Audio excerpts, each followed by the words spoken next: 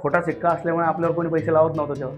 मी 2-3 व्यवसाय करून बसलोय. व्यवसायामध्ये फेल्युअरही झालं आणि असं नाही की सिंगल केलाय, एकटाही केलाय, पार्टनरशिपमध्ये पण केलाय आणि फेल्युअरही झालंय. जेव्हा लोक सगळे व्यवसाय बंद करत होते तेव्हा माझ्या डोक्यात आयडिया सुचत होतं की आपण पण करायचं. म्हणजे कामाची ज्याला लाज वाटत होती ते लोक निघून गेले आणि मला कामाची लाज नव्हती, म्हणून मी आज तुमच्या समोर इथपर्यंत बसलोय. पण मला एक माहिती होतं की मोठं जर व्हायचं असेल तर एकटा माणूस होण्यापेक्षा 2 जण जर सोबत असेल तर तो लवकर पुढे जातो. ज्यांनी माझ्यावरती विश्वास ठेवून आम्ही दोघं आज इथपर्यंत आलोय.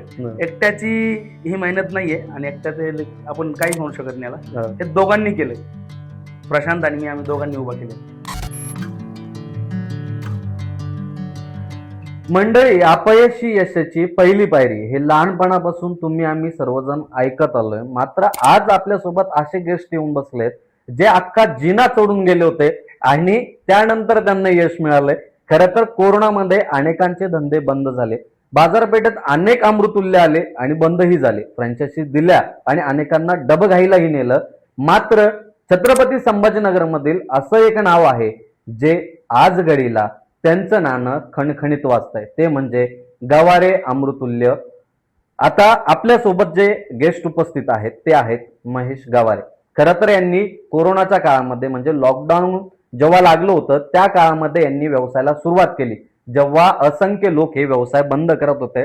अतिशय खडतर परिस्थितीमध्ये जर आपला व्यवसाय तुम्हाला टिकून ठेवायचा असेल आणि एक चांगलं उदाहरण तुम्हाला जर घडवून द्यायचं असेल आणि तुमच्या समोर एक चांगली यशकथा घेऊन यायचं असेल तर याशिवाय चांगला माणूस दुसरा कोणीच नाही. कारण त्यांनी अनेक व्यवसायामध्ये अपयश पचवलंय आणि त्यानंतरही एका अपयश पचवणाऱ्या व्यक्तीवरती एका मित्रांना विश्वास टाकला आणि आज हा व्यवसाय इतक्या भरभराटीला आलाय.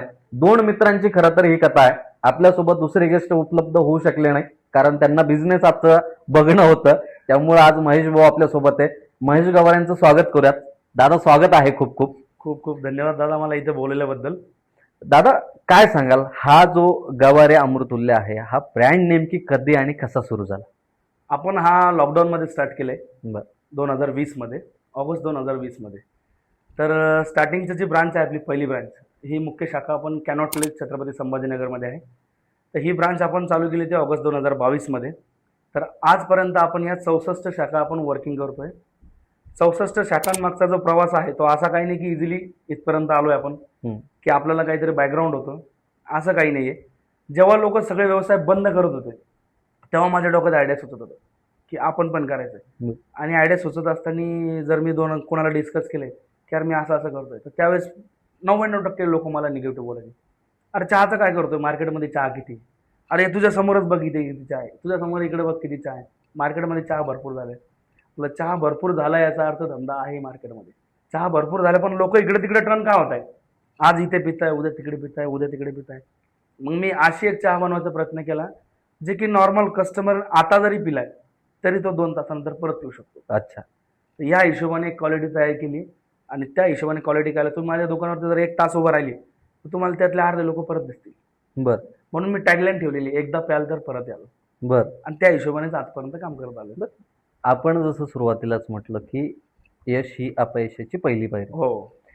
आता अपयश तुमच्या आयुष्यामध्ये इतकं आलं की एक जिना तुम्ही चढून सरळ वरती गेलेले होते, त्यावेळी एका मित्रानं तुमच्यावरती विश्वास दाखवला. हे नेमकी कसं शक्य झालं की त्याला काय वाटलं की तुमच्यावरती विश्वास ठेवून व्यवसायाला सुरुवात करायला पाहिजे? व्यवसायाला त्यावेळेस काय होतं की मी तर फेल्युअर होतो अगोदर. मी 2-3 व्यवसाय करून बसलोय. व्यवसायामध्ये फेल्युअरही झालं आणि असं नाही की सिंगल केलाय, एकटाही केलाय, पार्टनरशिपमध्ये पण केलाय आणि फेल्युअरही झालंय. शॉर्टकटमध्ये सांगायचं म्हटलं तर मी एक कॅफे पण टाकला होता. कॅफे नंतर चायनीजचं पण केलं होतं. चायनीज नंतर साऊथ इंडियन केलं होतं. साऊथ इंडियनवर पावभाजी केली होती. त्यानंतर सगळं फेल्युअर झाल्यानंतर एक पाणीपुरीची गाडी लावली. पाणीपुरीची गाडी सुद्धा केली होती. बट तिथेही आम्ही पार्टनर होतो, 3 जण पार्टनर होतो. अच्छा. त्याच्यामध्ये काही चालू राहायचं की बाबा, म्हणजे कामाची ज्याला लाज वाटत होती ते लोक निघून गेले आणि मला कामाची लाज नव्हती, म्हणून मी आज तुमच्या समोर इथपर्यंत बसलोय. ते झाल्यानंतर जसं मी ओपन करण्याचा विचार केलाय तर त्यावेळेस मला 2-2.5 लाख रुपये खूप मोठी गोष्ट होती. अच्छा. 2-2.5 लाखासाठी कोणी आपल्याला पार्टनर होईल का, हे मी विचारायचो कोणाला पण की बाबा यार होशील का पार्टनर, असं तसं आहे. मला सगळेजण सांगायचे पार्टनर न घेऊ. पण मला एक माहिती होतं की मोठं जर व्हायचं असेल तर एकटा माणूस होण्यापेक्षा 2 जण जर सोबत असेल तर तो लवकर पुढे जातो.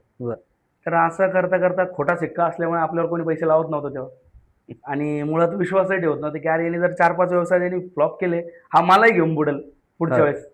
एक अशी एक मानसिकता झाली ती लोकांची.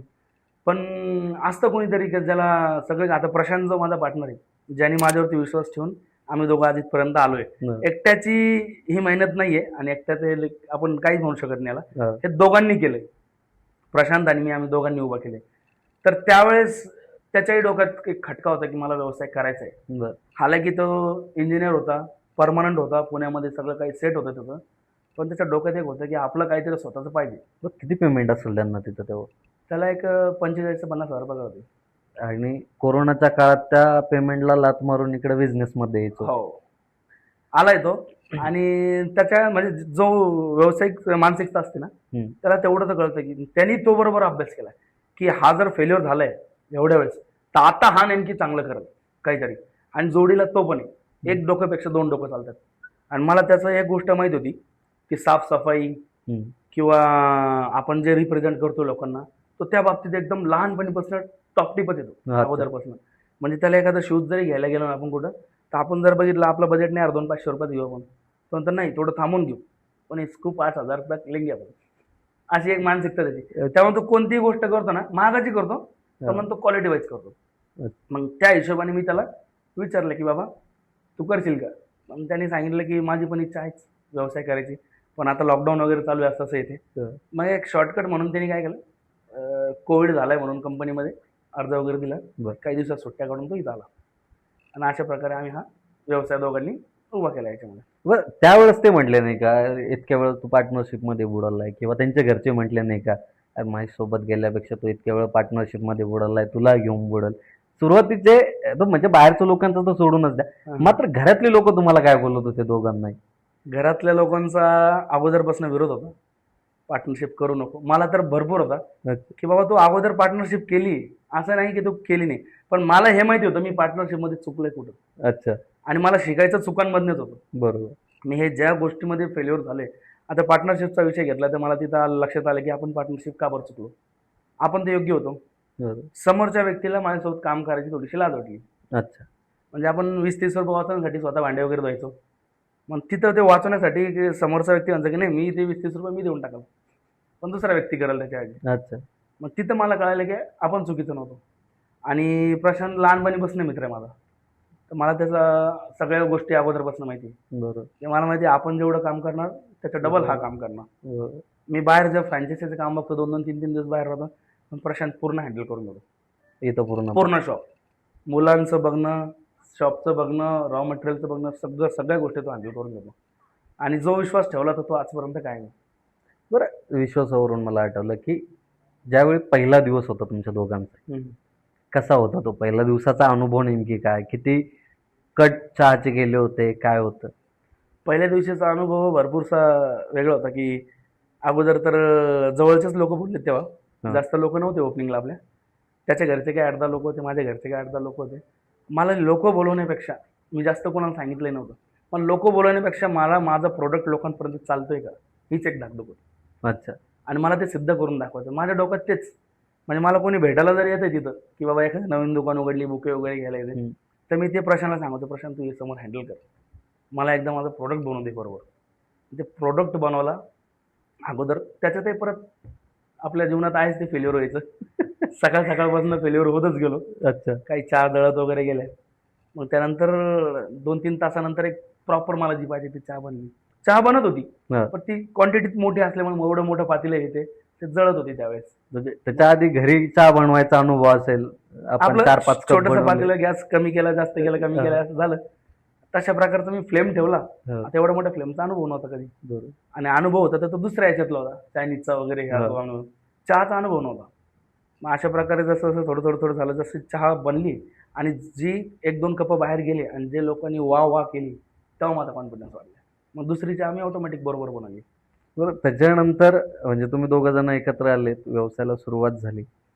व्यवसायामध्ये काय अनुभव राहिला तुमचा पहिला दिवस, दुसरा दिवस, किंवा असं अचानक तुम्हाला वाटलं की यार नाही, हे नाही जम रहा अभी, हे भी बंद करना पडेगा, कधी असं झालं का? स्टार्टिंगला वाटलं होतं, बट काय माहिती काही ऑप्शन नसल्यानंतर माणसाला चालावंच लागतं तिथं. आता मी जर ऑप्शन ठेवले की हे नाही झालं तर हे करू, तर ते 100% नाहीच होणार. मी अच्छा. ऑप्शन ठेवलाय. तुम्ही जर म्हटले हा कॅमेरा नाही चालला तर हा कॅमेरा ठेवू, तो 100% काहीतरी प्रॉब्लेम होईलच आणि तो ऑप्शनवरती जाईलच. मी ऑप्शन ठेवलेलाच नव्हता कुठला. बरं. मी ऑप्शन ठेवला तर फक्त याच्यातनंच सक्सेस व्हायचं आणि याच्यातनंच वरती यायचं. कारण माझ्याकडे दुसरं ऑप्शनला काही नव्हतंच माझ्याकडे. तर बाजारपेठेत अनेक अमृतुल्य असताना तुम्हाला असं का वाटलं की मी एक गावाने नाव देईल, माझं आडनाव देतोय मी या फ्रँचायझीला, हा ब्रँड उभा करतोय आणि हा 100% मार्केटमध्ये चालेल? मी याच्याबद्दल जास्त सजेशन लोकांकडनं घेतली नाही. कारण त्यावेळेस ज्याला कोणाला विचारतो तुम्ही, तो व्यवसायाबद्दल निगेटिव्ह.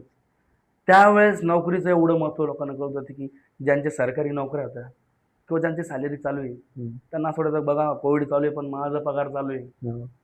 आणि मला माहित होतं कोविड राहून किती दिवस राहील. माझा पगार चालू आहे, मला पगारच नाही. त्यावेळेस परिस्थिती भरपूरची खराब होती. घरात किराणा सामान वगैरे भरणं हे ते. पैसा तर इन्कम नव्हताच ना, झिरो होतं ना बरोबर. सगळीकडे. मी पण नोकरी सोडून बसलेलो होतो. मी नोकरी सोडताना माझ्या कंपनीचा CEO मला म्हटला होता की तू रिझाईन तुझं एक्सेप्ट करत नाही, तुला काय ऑप्शन करायचे मार्केटमध्ये ट्राय करून वापस आमच्याकडे ये. अच्छा. तिथं इगो आड झाला की यार या माणसाला वाटतं की मी वापस नोकरी येईल. मी ठरवलं होतं मी रोडवरती सिम कार्ड विकल, पण मी जाणार नाही नोकरीला. कारण समोरचा व्यक्ती असाच विचार करतो की मी परत येणार नोकरीला. आला होता वेळ तसा, पण प्रशांत भेटला एक पार्टनर, त्या हिशोबाने थोडंसं वर आलं, नाही तर परत जाण्याचा वेळ आला होता त्याच कंपनीमध्ये. प्रशांत भाऊंचं पण इथं तुम्ही कौतुक करताय आणि खरं तर हो. कौतुक करण्यासारखं आहे, भागीदार वाटेदार तुम्हाला मिळालेलं आहे. आहे. खऱ्या अर्थानं जर त्या मित्राचं कौतुक करायचं ठरलं एका वाक्यात तर काय करावं? एका वाक्यात करायचं ठरलं तर माझं जे आहे तेच आहे. अच्छा. म्हणजे उद्या चालून जर त्याच्यावरती काही वाईट वेळ आली तर मी माझं सर्वस्व लावू शकतो. आणि मला एवढी खात्री आहे माझ्यावरती जर कधी वाईट वेळ आली तर त्याचं सगळं विकून मला लावू शकतो. तर एकमेकाचा एवढा विश्वास तुम्ही म्हणजे संपादन केलाय, जिंकलाय, काय कारण आहे नेमकी? कोणत्या गोष्टी अशा तुमच्यामध्ये पूरक ठरल्या की जी मैत्री तुमची घट्ट झाली आणि आजही टिकून आहे? अगोदर काय होतं आमचं व्यावहारिक काही नव्हतं. हम्म. आम्ही मित्र होतो लहानपणापासून, असं बाहेर फिरायला जाणं हे ते तेवढ्या गोष्टी चालायच्या. तो आणि मी समजा जवळच राहिलोय, 100-200 मीटरचं अंतर आहे आमचं, एकाच कॉलनीमध्ये अगोदरपासून राहतो. बट एक व्यावहारिक जेव्हा आमची मैत्री झाली या 2020मध्ये, तर त्यावेळेस जो अनुभव होता, आणि काय असतं माहिती का, दोन व्यक्ती एका स्वभावाच्या राहू शकत नाही कधी. आता माझा स्वभाव थोडासा तापट आहे, मी चिडलं की थोडंसं बोलून देतो, पण त्याचा स्वभाव समजदारपणाचा जास्त आहे. तो ज्या ठिकाणी ऐकायचं तिथं ऐकून पण देतो, आणि ज्या ठिकाणी माझं चुकलं त्या ठिकाणी मला सांगतो पण. त्याला हे पण कळतं याला कोणत्या पद्धतीने सांगायचं किंवा कुठल्या वेळेला सांगायचं. तर त्या वेळेला नाही कर, काही चुका मी सांगतो, प्रशांतपेक्षा जास्त चुका माझ्या झालेल्या आहेत व्यवसायामध्ये. अच्छा. आणि काही ठिकाणी समजा मी त्याला नको बोलायला होतं, पण त्या गोष्टी मी बोललेलो आहे. हे ऑन कॅमेरा तुम्ही बोलताय. आहेच.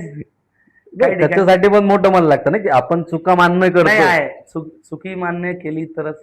मग कधी असं झालं नाही का, नाही यार आता याच्यासोबत मला पार्टनरशिप नाही ठेवायची, मला माझं वेगळं करायचं, किंवा त्यांना वाटलं की नाही आता मला माझं वेगळं करायचं? काय होतं माहिती का, ही मानसिकता माझी प्रशांतची नसते, पण आमच्या जे बॅकग्राऊंड लोक असतात ना, त्याच्यावर येणारच होतं. बरं झालं तुम्ही आलेच. काय किस्से घडले असतात बॅकग्राऊंड मध्ये, काही लोक असतात की नाव नाही सांगणार मी कॅमेऱ्यावरती, बट काही लोक असतात जे आता माझ्याकडनं बोलणार सांगतो आणि त्याच्या साईडने बोलणार सांगतो, आणि आम्ही याच्यावरती काय डिसिजन घेतलं ते सांगतो मी तुम्हाला. माझ्या बॅकग्राऊंडनं बोलणारे लोक की बाबा महेश सगळं तर तू करतोय, प्रशांत चांगला त्यांच्या नोकरीला होता, मग तू त्याला 50% देणार तू, अशी पार्टनरशिप केली तू, सगळं काम तुझं आहे महेश, नाव तुझं आहे याच्यामध्ये. बरं ठीक आहे. मग मी विचार करायचो, माझ्याकडे जेव्हा पैसे नव्हते व्यवसाय उभा करायला, मी जेव्हा फेल झालो होतो तेव्हा हे लोक का नाही आले, का बरं चाललं? तेव्हा यांनी मला का नाही विचारलं बरोबर की बाबा महेश तुला असं कमी पडतंय, मी देऊ का तुला तुला काही मदत करू का? बरं असं नाही मदत करू का, मी स्वतः म्हटलो तर करा, तरी नाही केली. आज फुकटचे सल्ले का? आज फुकटचे सल्ले, मग ते मी सल्ले घेणार नाही. अच्छा. म्हणजे ऐकायचं आणि सोडून द्यायचं. प्रशांत भाऊला पण असे सल्ले असतात? प्रशांतला वेगळे सल्ले की तू सगळं करतोय पण नाव द्यायचंय, दिवसभर तो राबतो, अरे बोर्डवर तर गावाला दिसतंय ना, असं कर मित्रा, हे बघ तुला तुझं काही राहणार नाही तिथं. आता समजा आपण बसलो इथं, छोटीशी गोष्ट झाली ती, नवीन आपल्या 7-8 ब्रांच झाले, तेव्हा एका इन्स्टावरचा एक इन्फ्लुएन्सर होता, त्याने एक रील टाकली. आता त्यांनी मार्केटमध्ये जे ऐकलं त्याच्याबद्दल टाकली की बाबा महेश गवर नावाचा व्यक्ती अशा ठिकाणी कामाला होता, त्यांनी हे केलं, असं वरती उभा केलं हे ते. त्याचं चुकलं काय, त्यांनी पार्टनरशिपचं काहीच उल्लेख टाकलं नाही नाही केला. त्याच्यावर. हं. किंवा पार्टनरशिपचा उल्लेख नाही. आणि तो व्यक्ती मला भेटलाही नाही. शॉपवरती आला असेल किंवा मग तिकडे मार्केटमध्ये चर्चा झाली त्या हिशोबाने. ऍक्च्युली काय म्हणतात, समोर लोकांना फक्त ना गवारी, महेश गवारी, अरे याच हा, आहे माझं, पण माझं माझा पार्टनर पण आहे ना. बरोबर.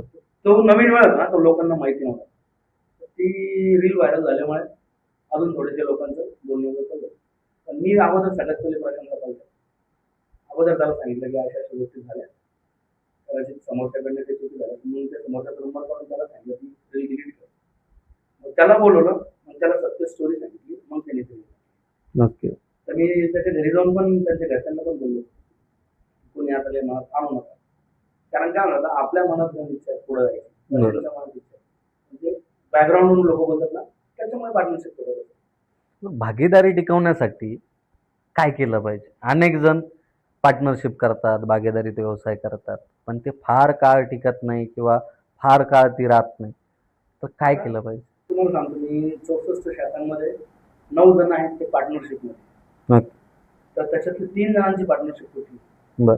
एका जणांची पार्टनरशिप तोडायला मी स्वतः होतो, कारण त्या दोघांचं जमत नव्हतं. बर. आणि जमत कधी नव्हतं, ज्यावेळेस त्यांचा धंदा 10-15 लिटरचा होता त्यावेळेस मेहनत केली त्यांनी. हो. तो धंदा 100 लिटर पर्यंत आणला. बर. आता 100 लिटर आला म्हणजे लाख रुपये इन्कम यायला लागला. बरोबर. तर ज्यावेळेस कमवायचे दिवस होते त्यावेळेस त्यांच्यात वाद झाले. अच्छा.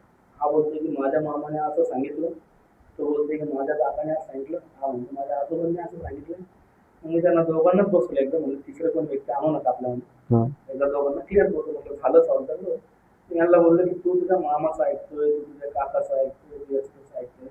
तुम्ही माझ्याकडे दोघं जण आले होते त्यांच्याशी घ्यायसाठी, तर तुम्ही दोघंच लोक आले होते. हो.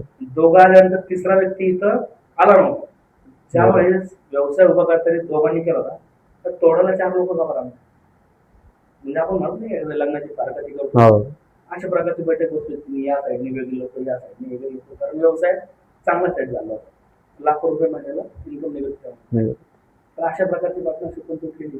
म्हणजे स्ट्रगलिंगच्या वेळेस मेहनतच्या वेळेस सगळं दोघांनी इक्वल करायचं. तुम्ही काय काळजी घेता? लागला ते होतं.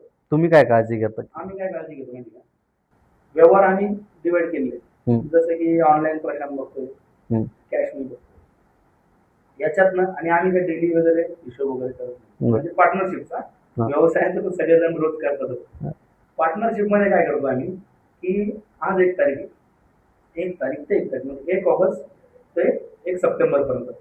1 ऑगस्ट ते 1 सप्टेंबर पर्यंत जे काही कॅल्क्युलेशन होते, प्रशांतला तेवढीच ऑथॉरिटी आणि मलाही तेवढीच ऑथॉरिटी की आम्हाला जर काही खर्च करायला तर आम्ही तो हिशोब करू शकतो. तो दुकानासाठी असो, व्यवसायासाठी असो, की आपला काही पर्सनल असो. पण पर्सनल जर काही खर्च झालाय तर आम्ही आमचं मेंटेन करू शकतो. ओके. म्हणजे आज माझ्याकडं एक कॅल्क्युलेशन काढले की आपल्या महिन्याला 10 लाख रुपये ऑनलाईन अमाऊंट आलेली आहे. 10 लाखामधनं मी हे बिलं दिलेले, मग ते तुमची जिम्मेदारी आहे. ओके. सपोज तुम्ही प्रशांत आहात, तुमच्याकडे एक अमाऊंट आहे, तुम्ही जर तिथं ती अमाऊंट एक्सपेन्स मध्ये नाही टाकली तर तुम्हाला स्वतः बेर करावं लागेल. आणि तो करतो पण, मी पण करतो. जर गडबडीच्या कामामध्ये मी 10,000 रुपये कुठे लिहायचं विसरलो असेल आणि जर ते मॅच नाही झालं तर सरळ सरळ ते माझ्या अकाउंटमध्ये निघून जाईल. ओके. आणि 1 तारखेला, 2 तारखेला, कधी कधी 3-4 तारीख पण होतं आमच्या हिशोबाला, कधी कधी महिनाही उलटून जातो. म्युच्युअल अंडरस्टँडिंगचा प्रकार आम्ही असतो, कधी बाहेर असतो, बट मग त्या हिशोबाने आम्ही ते ट्रान्सपरंट होतो. तर असं कधी वाटलं नाही तुम्हाला की आता लोक तुम्हाला ते बोलतातच, आणि मला पण तो प्रश्न विचारावाच वाटला की गवारे आडनाव माझं आहे, चहाचं प्रीमॅक्स जे आहे ते मी तयार केलेलं आहे, प्रशांत फक्त मेहनत घेतोय, सांभाळतोय, मग हा पार्टनर कशाला? वाटलं नाही असं, बट लोकांनी असे सल्ले भरपूर दिले. आम्हाला सल्ले दिले जायचे. बट त्यावेळेस आपण निगेटिव्ह विचार न करता पॉझिटिव्ह विचार केला की जर खरंच माझ्या एकट्याकडनं व्हायचं असतं तेवढे दिवस काय नाही, एवढ्या वेळेस फेल्युअर काय आलं? एवढ्या वेळेस का बरं फेल्युअर झालं? तर मी त्याला पॉझिटिव्हपणा समजतो की प्रशांत सपोर्ट आहे म्हणून मी पण इथं. स्वभाव कसे जुळवून घेतले एकमेकांचे? स्वभाव अगोदरपासूनच मित्र होतो आम्ही. स्वभाव एकमेकाची माहिती होती. आता आम्ही त्याच्या घरी जरी कधी झालो लग्नाचे वगैरे अगोदर, आम्ही स्वतः स्वयंपाक वगैरे करून घरात जेवण वगैरे करत. अच्छा. ते अगोदरपासून बॉन्डिंग वगैरे चांगली असते. पण एक मार्केटमध्ये चर्चा आहेत ना, की मार्केटमध्ये एक चर्चा असते नेहमी, किंवा मित्रपरिवारामध्ये जिथं व्यवहार आला तिथं मैत्री तुटते. भरपूरसे लोक म्हणतात, पण सांगू काहीतरी स्वतःवरती घेण्याची पण धमक पाहिजे. आता त्याचा पॉझिटिव्हपणा सांगतो मी तुम्हाला. तो काय विचार करतो, त्याला किती पगार होता हम्म. 45-50,000. बरोबर. आज 2-2.5 लाख रुपये कमवतो.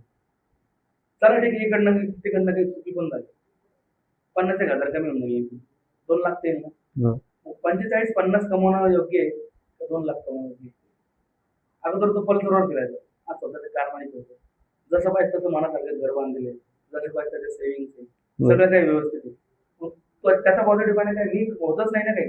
हम्म. आणि आम्ही दोघांनी विचार करून व्यवसाय करतो की आपल्याकडे हारायला आहे तरी काय, हो. आणि होतं तरी काय आपल्याकडे हारायला, जाईल ते याच्यातूनच जाईल सगळं.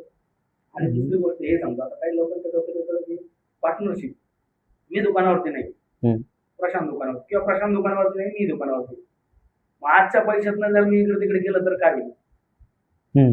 चला मी माझ्यासाठी 2-5 हजार खर्च केले तर काय होईल? पण मला सांगा, मी माझ्यासाठी 2-5 हजार खर्च केले, त्याच्यात 5,000 2,500 हक्क माझाच आहे ना, हो. 50% आहे ना. मग मी कशाला तिथं असं करू, बरोबर. किंवा तो कशाला तिथं असं करू? अशा आजपर्यंत नाही झाल्या, याच्या पुढेही नाही होणार. कारण तेवढी बेरकारची धमक पण त्याच्यामध्ये माझ्यामध्ये, किंवा उद्या काही झालं हं. 5-50 हजार भरावं लागतं भरायचं खिशात. उद्या जर एखादा हिशोब माहीत नाही झाला तर लाख रुपये आपल्या अंगावरती डेबिट पडायचं. तर दोघांच्या स्वभाव संदर्भात एक प्रश्न आहे. हम्म. दोघांमध्ये समजूतदार कोण आहे आणि तापट स्वभावाचं कोण आहे? की जे समजूतदार भडकन बोलून जातं आणि एकदम संयमानं घेतो त्या गोष्टी. समजूतदार प्रशांतच हं. आहे, सापड स्वभावाचा मी आहे. कारण काय होतं, प्रशांत एका काउंटर व्यवस्थित सांगतो ना, तिथलं मॅन पॉवर. आपण जर त्याला सांगितलं ना की प्रशांत उद्या कोण नाही, तू सकाळी 5 वाजता दुकानात जाणार, तो नो डाऊट काही प्रश्न विचारणार नाही, सकाळी 5 ला म्हणजे 5 दुकानात जाणार. आपण जर म्हणलं ना मी आता उद्या बाहेर पडलोय, 2 ते 3 दिवस मला ते दौऱ्यावरती लागेल, ठीक आहे, काय अडचण नाही. मग तो सकाळी 5 ला पण येणार, दुपारी 1-2 तास घरी जाऊन झोपून पण येणार, परत संध्याकाळी क्लोजिंगला पण येणार. अशा प्रकारचं स्वभाव, समजूतदारपणा त्याच्यामध्ये बसतो. तुमचा तापटपणा कुठं कुठं होतो? तापटपणा, थोडंसं चिडचिड, मुलं शॉपवरती ऍडजस्टमेंट नाही झाली, किंवा ड्युट्या कामावर नाही लावल्या पोरांच्या. आज जर आपल्याला माहित होतं हा मुलगा सुट्टीवरती आहे, दुसरा मुलगा का नाही आला, त्याच्यानंतर आज जर आपल्याला पुण्याची मुंबईची गाडी काढायची इथनं, आता एक सेटअप काढायची, गाडी काढायची म्हणजे अख्खा दिवस जातो त्याच्यात. बर. कारण आपण सेटअपचा इथनं ब्रांच देतो, मग तो इथनं सेटअप बनवायचा पण अमाऊंट आल्यापासून त्याची ओपनिंग होईपर्यंत हा सगळा लोड माझ्याकडे असतो. अच्छा. आता मी प्रश्नाला थोडंसं लोड द्यायला चालू केली, किंवा तू पण हे कर, उद्या जाऊन जास्त लोड वाढलं की मी एकटा कसं बसू. बरोबर. मग थोडं मॅन पॉवर दुकानावरती वाढली, आणि तसे ब्रांचेसचे काम असतात, पण आमचं शॉपवरती ध्यान असतं. तर बिझनेसवरती येऊयात आता, की जी क्वालिटी आहे, जी क्वांटिटी आहे, ही कशी टिकून ठेवली तुम्ही? क्वालिटी टिकवण्यासाठी काय प्रयत्न केलेत दोघांनी? क्वालिटी टिकवण्यासाठी आता तुम्ही बघा, आपण जेव्हा शॉप चालू केलं तर 56 रुपये लिटर दूध होतं, हम्म. आज 78 रुपये लिटर दूध, आणि मागच्या 1-1.5 वर्षापूर्वीची 10 रुपये, आज कॅनॉट प्राईस घरामध्ये 15 रुपयाला आहे, बाकीच्या ब्रँचवरती 12 रुपयाला. तर याच्यामध्ये काय म्हणतात, आता मी जर तिथं कॉम्पिटिशन असं समजत असतं की मला ही गोष्ट पुरत नाही, मला आता याच्यामध्ये 2 रुपये निघत आहे, आणि 2 रुपये निघायच्या आधी मग मी जर याच्यात पाणी वगैरे वाढवलं असतं तर ती जी क्वांटिटी जाते, आज जे आपण 250 बरोबर विकतो, तर ते मला नाही वाटत पर्यंत पोहोचलं असतं. प्रशांत माझं लोकांचं म्हणणं अगोदरपासून आहे की आताही ते पुढे येते की आपण क्वालिटीच कधीच कॉम्प्रोमाइज नाही, 2 पैसे कमी राहिले होते, 2 पैसे कमी राहिले तर, पण मग क्वालिटीमध्ये कधीच कॉम्प्रोमाइज. तर जे प्रोडक्ट आपण अगोदरपासून वापरतो तेच प्रोडक्ट आताही वापरतो, आणि याच्या पुढेही वापरत राहतो. कारण काय म्हणतात, आज मी 1 रुपये एका कपामध्ये असतं, पण समोर जर आणि आवडलं तर प्रत्येक जण थोडी मला फीडबॅक देत बसणार, मला तुमची चहा नाही आवडली, तुमच्याकडे उद्यापासून येणार नाही, असं कोणी बोलणार नाही. एखादा माणूस बोलू शकतो, जो जवळचा असेल, ओळखीचा असेल तो बोलतो, पण अननोन पर्सन आपल्याला न बोलता ते दुसऱ्या दुकानावरती शिफ्ट होऊन जातं. का आता आपण 1 रुपये जास्त काढून बघू, पण 1 रुपयाच्या आता 10 रुपये गेले ना आपले. बरं, जेव्हा सुरुवात केली तुम्ही तेव्हा तुम्हाला बाकीच्यांसारखं असं का वाटलं नाही की आपण अमुक अमृतुल्यची शाखा घ्यावी आणि मग चालू करा? तसं तर मी अभ्यास केला होता, काय करायचं मार्केटमध्ये आता भरपूरसे अमृतुल्य आहे, पण काय म्हणजे का सगळ्यांचं वेगळंच काहीतरी पॅटर्न. म्हणजे काही फ्रँचायसी जे असतात त्यांना असं वाटतं की आपण किरायदार, की आपण किरायदार, ते येणार बघणार, आमच्याच टर्म्स कंडिशन ठेवायच्या, की आम्ही सांगितलेलीच पाणी बॉटल ठेवायची, आम्ही सांगितलेलं क्रीम रोल ठेवायचं, आम्ही चांगले बिस्किट ठेवायचं. आणि मला अगोदरपासून थोडं समोरचं जर काही म्हटलं की असंच करायचं, ते माझ्या अंगात थोडी मस्ती, असं नाहीच करायचं. अच्छा. अगोदरपासून तर टर्म्स कंडिशन कुठल्या लावून नव्हते घ्यायच्या. आणि मी आजही ज्या ब्रांचेस दिल्या, तुम्ही कुठल्याही ब्रांचला जाऊन विचारू शकता, माझी कोणतीही टर्म्स कंडिशन नाही. मी दोनच टर्म्स कंडिशन ठेवल्या ज्या की जेन्युन आहे, की तुम्ही नावात बदल नाही करू शकत बर आणि मी जो मसाला दिलाय तोच तुम्हाला वापरावा लागेल. ऑर्डर तुम्ही वापरू शकत नाही. मी अगोदरच सांगतो ब्रांचेस घेणाऱ्याला की बाबा तू घेऊ नको, करायचं नसेल ना तुला हा तर घेऊ घेऊ नको. उगाच तुला लग्न करायचंय, तुला कोणाला तरी दाखवायचंय की मी काहीतरी व्यवसाय करतो, मग असं करू नका. मी 90% लोकांना ज्यांच्याकडे पैसा नाहीये, ज्यांनी कर्ज घेतले त्यांनाच राहणार. अच्छा 90% लोकांना 64 शाखांपैकी फक्त एक शाखा आहे ज्याचं ओनर ते स्वतः आहे शॉपचा. बर बाकी 63 शाखा भाडे आहेत. अच्छा काय काय काय काय काय मानसिकता आहे यामागे तुमची? मेंटेनन्स असतं ना आपल्यामध्ये. हा मला माहिती मला 70,000 भाडं भरणे बरोबर. माझ्या मागे EMI, मी या दुकानासाठी लोन घेतलेले. हा आता मी जर लोन घेतलेले तर माझं ते EMI भरावं लागेल. बरोबर ते तर मला प्युअर इन्कम मधनं काढणे. तर एक जी मानसिकता असते माणसाची की आता हे करणं चांगलं ते होतच. अच्छा आणि 100% होतं. तुम्ही जर ठरवून ठेवा एक गोष्ट ही करायचीच आहे, आता एक तारीख आहे बाई, मला तर द्यावं लागणार आहे, तर मला काढून बरोबर. टाकले. त्याला काय दुसरे भरपूरचे ऑप्शन. तर त्या हिशोबाने तो माणूस मेहनत करतो. आता समजा एखाद्या व्यक्तीला बापाने दिले 10 लाख रुपये, समजा उभा कर व्यवसाय, हो तो माणूस लवकर नाही करतो.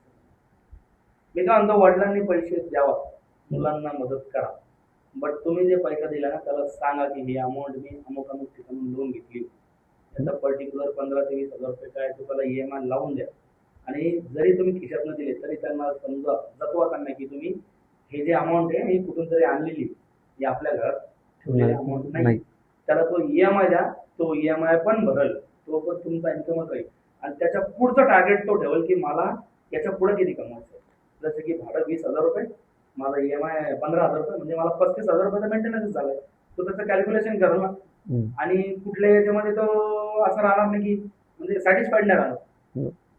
आणि आपण कम्फर्ट झोन ते म्हणतो, जाणीव राहील त्याला की जाणीव बाबा राहील. इतका की खर्च मला एवढं आपल्याला. अमाऊंट भरणंच आहे, तर त्याचं टार्गेट तेवढं ठेव. नव्यानं व्यवसाय सुरू करणाऱ्या मुलांनी खास करून तरुण काय काळजी घेतली पाहिजे व्यवसाय संदर्भामध्ये किंवा काय मानसिकता त्यांची पाहिजे? अगोदर तर मानसिकता रील्स वगैरे बघून व्यवसाय करू नका. सगळ्यात नाही, रील्सवरती कोणी काही दाखवतं बरं की मी अशा धंद्यातनं अशा गोष्टी केली, मी अशा इन्व्हेस्टमेंट केली. आता याच्यात मला तुम्ही दाखवा, मोठे मोठे उद्योजक आहेत त्यांनी कधी शो ऑफ केला? नाही. त्यांच्याकडे मर्सिडीज, ऑडी सगळ्या बाहेर बाहेर गाड्या, त्यांनी कधी केलं? तर अशा लोकांच्या नादी नका लागू एकंदरीत. आणि असं काही नाही की माझा व्यवसाय तुम्हाला रील्सवर दिसतो म्हणून माझा व्यवसाय चालतो. फ्रँचायसी मी तर म्हणतो घेऊ नका, बरं फ्रँचायसी घेऊ नका. होत असेल स्वतःचा व्यवसाय तयार उभं कर. नाही. फ्रँचायसी जर घ्यायची आहे तर अशा व्यक्तीची घ्या ज्यांच्या टर्म्स कंडिशन नाही नाही आणि जे तुम्हाला पुढे चालून व्यवसाय वाढवायला मदत करतील. कारण फ्रँचायसी घेतली म्हणजे व्यवसाय करणार असं काही नाही. भरपूरशा मानसिकता लोकांची, मी फ्रँचायसी घेतली आता मी एकदम सेट झाले, मी 10 लाख रुपये इन्व्हेस्ट केले, आता मला काय अडचण नाही. पण असं काही नाही. फ्रँचायसी समजा मी तुम्हाला फ्रँचायसी दिली तर मी फक्त तुम्हाला क्वालिटी देऊ शकतो, बरं. मी तुम्हाला व्यवसायाचं मार्गदर्शन देऊ शकतो. तुमच्या दुकान उघडण्यासाठी तुम्हाला सकाळी यावं लागणार आणि तुम्हालाच ते दुकान बंद करण्यासाठी रात्री तिथं थांबावं लागणार. तर मी यासाठी काय करतो की व्यवसाय ज्यांना करायचा आहे 8 दिवस माझ्याकडे या अगोदर, हम्म. अनुभवा. तुम्हाला कप धुवायला लाज वाटते का, हम्म. तुम्हाला इथं चहा द्यायला लाज वाटते का, त्यातले काही लोकांना बहुतेक माझ्या ओळखीचे मी थोडं मागं थांबतो तिथं, नका करू मग तुम्ही व्यवसाय. गरजच नाही व्यवसाय. आणि शॉप म्हणून व्यवसाय करूच नका. आजकाल भरपूर झालं. मी कपड्याचं दुकान टाकून देतो, हम्म. मी चहाचं दुकान टाकून देतो, मी वडापावचं दुकान टाकून देतो, बट त्यातलं नॉलेजच नाही. आणि सर्वात मेन जर पोरांना कुणाला फूड लाईनमध्ये व्यवसाय करायचा असेल तर ज्या दुकानाचं किचन आपल्या हातामध्ये नाही तो व्यवसाय करूच नका. मी या व्यवसायातनं स्वतः फेल्युअर झालेलो आहे आणि त्याच्यामुळे अनुभवातून सांगतो. बरं. माझ्या खूपशा मित्र, हॉटेल लाईन्स मधले पण मित्र आहेत, काय म्हणतात की आपण एका कुणावर डिपेंड राहतो. हा शेफ आहे बाबा, हम्म. हा बनवल, मी समोर काउंटर बदल, मी सगळं मॅनेजमेंट कर, असं होत नाही. ज्या दिवशी तो एक माणूस आहे तो बिमार पडणार किंवा तुम्ही त्याला अल्ट्रा माणूस ठेवणार, माणसं एकत्र होणार, काहीतरी अचानक सुट्टी मारणार, काहीतरी क्रॅशेस होतात आणि आपण कस्टमरला ते तोंड नाही देऊ शकतो. बरोबर. तुम्ही जरी लोक ठेवले पण त्या दुकानाचं किचन तुमच्या हातात आहे. म्हणजे उद्या तो जर नाही आला तर आपण लगेच तिथे उभं राहायला पाहिजे. बरं. तर मी जो व्यवसाय करतो तो डायरेक्टली ओनरला शिकवतो. काही लोक म्हणतात मी माझ्या दुकानावरच्या पोरांना तुम्हाला तिथे ट्रायंगल बांधलं देतो, की तसं नका करू. तुम्ही स्वतः आहे, मी तुम्हाला शिकवल, तुमच्यावरती डिपेंड तुम्ही कोणाला शिकवल. बरोबर. म्हणजे डायरेक्टली मालक बनवू नका, अगोदर नोकर बना आणि मग मालकाचं मग स्वप्न. मालक बना.